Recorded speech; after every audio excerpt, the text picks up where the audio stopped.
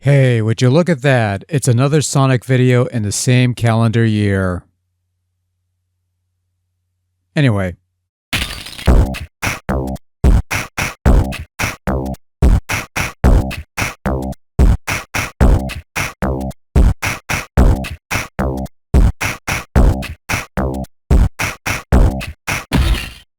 Sonic the Hedgehog 3, released in 1994 for the Sega Genesis and the third numbered entry in the Sonic the Hedgehog franchise, and...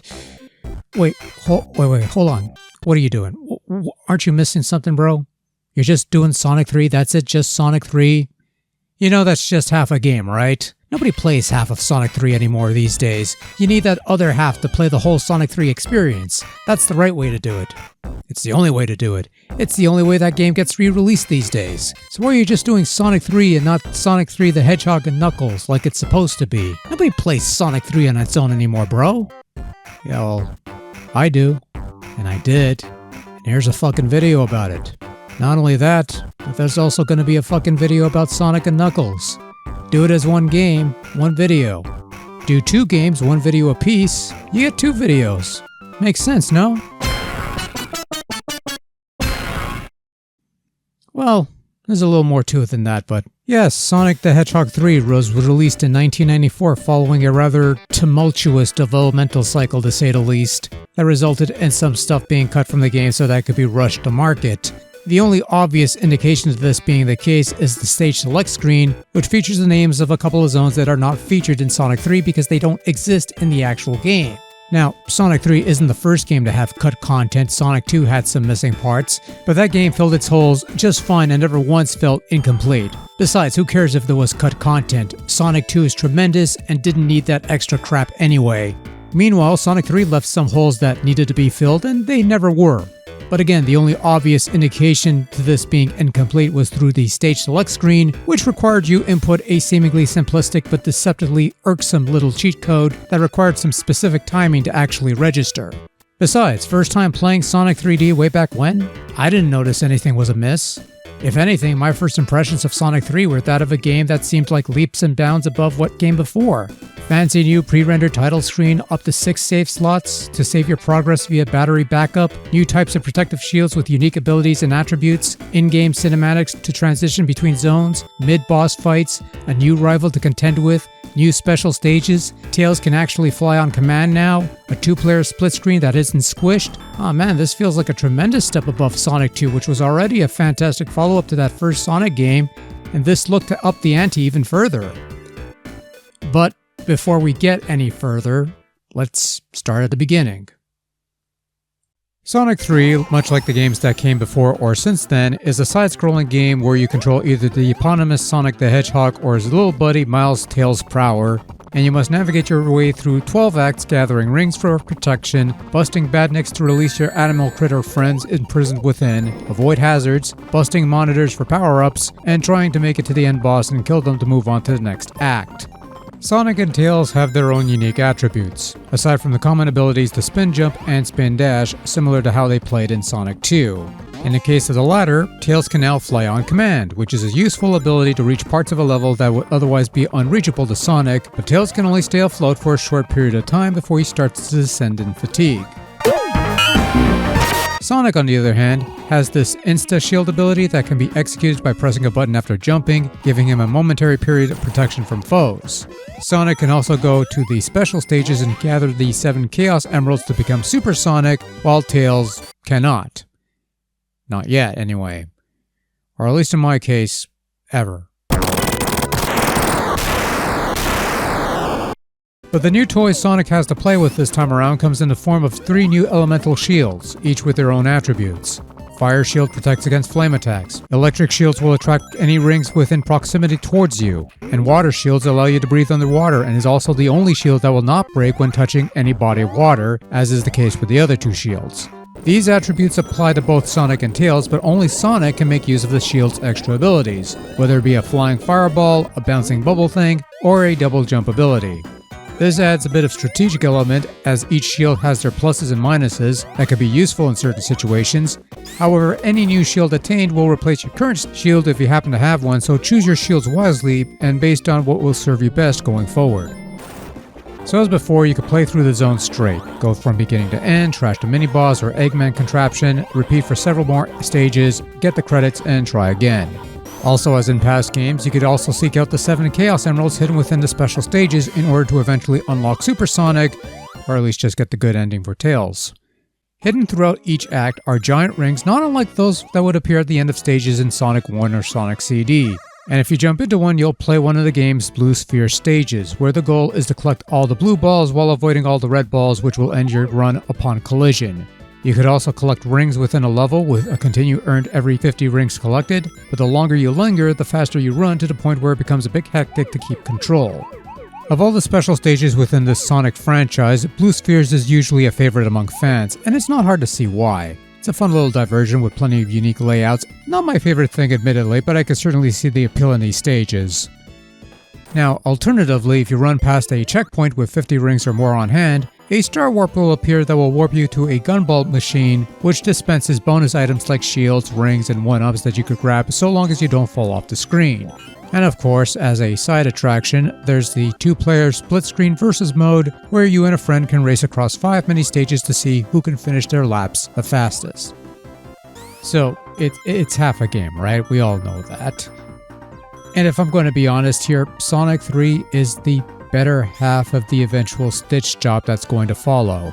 The stages are a little more interesting, not thematically necessarily, but there are more fun gimmicks to play with, more speed segments to blaze through. Well, yeah, except for these barrels that you have to rock up and down to build momentum and push them to propel yourself higher or reach a lower level, something that isn't clearly defined, but yeah. 2 green-looking hill stages isn't all that exciting, but Marble Garden does have some interesting set pieces and gimmicks to play with. Ice Cap's a fun little jaunt, Launch Base has some neat bits to it, quite a bit of heft in that brevity if you will, and that makes it fun and exciting.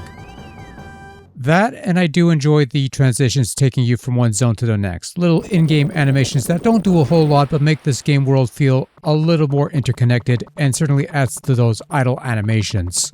I also like the new elemental shields and the extra perks they provide, which adds some strategic play to the mix. I like that Tails can actually fly on command, which makes him useful in reaching spots that Sonic could not, even with the lack of extra shield perks. I like that the game gives you up to 6 save slots to play with, so you could try the various combinations of Sonic and Tails, Sonic alone, or Tails alone, or whoever else, eventually. And the game saves automatically after each zone clear or special stage session. Sonic 3 is what I see as an interesting cross in mentalities, retaining the speedy aspects of Sonic 2 that, let's be honest, were a highlight in these games for a reason, but also invokes that exploratory element in the form of the giant rings hidden throughout each act. And again, there's 2 thought processes behind this.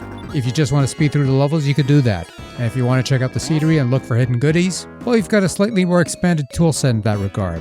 And I think Tails is actually good for this due to his newly gained flying ability, which lets you move around the stage, although much like in Sonic 2, getting all the Chaos Emeralds with Tails will not earn you a super form. You'll have to wait a little while longer for that one, kids. One thing I noticed was that the levels stretch out much longer in this game. Whether you're searching or running through these things, these will take a while longer to navigate compared to previous games, and sometimes they kinda overstay their welcome. And sadly, that point carries over to the next game where the levels are less than... well, we'll get to that. So you have a nice little CGI-esque Sonic thing diving at the screen and doing his trademark title screen waggle. Consider this a rough draft of sorts, I guess. When it comes to the in-game graphics, Sonic 3 is a literal mixed bag of sorts. In particular, I don't like the way some of these zones look. Coincidentally, Hydro City and Ice Caps are the best looking zones in the game, and they're predominantly clad in cooler colors, blues and such. Anything with earth tones or bright colors look like an absolute eyesore, and some textures even look a little rough looking. Which I guess is the real challenge of this game, is to overcome any potential blindness that may occur in staring at these things long enough. Some of the badniks look pretty decent. I almost feel bad for these penguin things, but they hurt you when you touch them, so they must die. The Sphere stages manages some decent scaling effects and smooth animation, and did I mention I'm not a fan of this new Sonic sprite? They've already begun the metamorphosis, and all that's left are the green eyes. And then there's the audio component, which is the main thing with these games, isn't it? Yeah, you have some of the same sound effects from the previous games and some new ones as well, blah blah blah, nobody cares about that. So Sonic 3 has some quality stage themes. Actually, a thing that would debut here is that each act would have its own unique theme, though both would be variations of a basic melody shared among the zones, which I thought was a neat idea. Act 1 had the basic theme, while Act 2 tweaked things slightly in terms of tone, a couple instruments, this and that, depends. And the first 3 zones had great tunes, absolute bangers as the kids would call them. Or maybe they're boogers or something, I don't know.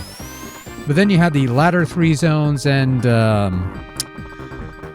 okay, I'm gonna level with you folks. The first time I played Sonic 3, Sonic and Knuckles, Sonic 3 and Knuckles with blue balls or whatever, was not on the Sega Mega Genesis Drive thing, but rather on the PC in the form of the Sonic and Knuckles collection, which was released onto CD-ROM for Windows a couple years after the initial Genesis releases.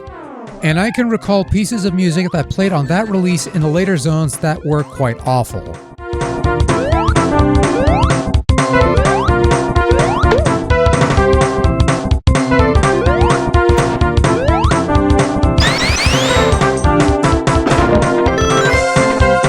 Partly because they were MIDI tracks and they generally sound like shit, but also because the actual songs themselves are simply not very good. Then I play Sonic 3 on Genesis, I get to these zones, and they're completely different themes, much punchier, much more livelier, not quite shit. This wasn't a matter of different formats, these are far superior songs in the back end of Sonic 3 that replaced what I assume were originally placeholder tracks. That probably should have stayed placeholder tracks, but that's another story entirely, I suppose. So I'm assuming you know about the potential, alleged, confirmed, who knows, the story changes every other year involvement of one Michael Jackson in regards to some musical bits in Sonic 3.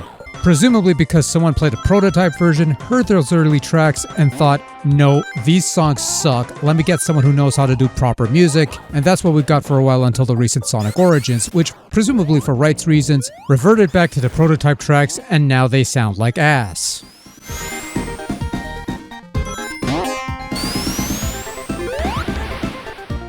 Mind you, a lot of Sonic Origins sound output feels a bit off to me, but nothing could make those original tracks sound better than the tracks that were eventually used in the final product. Also, Sonic 3 has a much livelier title theme, I like Knuckles' early theme in this game, and a mid-boss theme is a thing that exists. Also, I hope you enjoyed that invincibility jingle that loops every 10 seconds because that's what plays constantly when you go supersonic. Joy.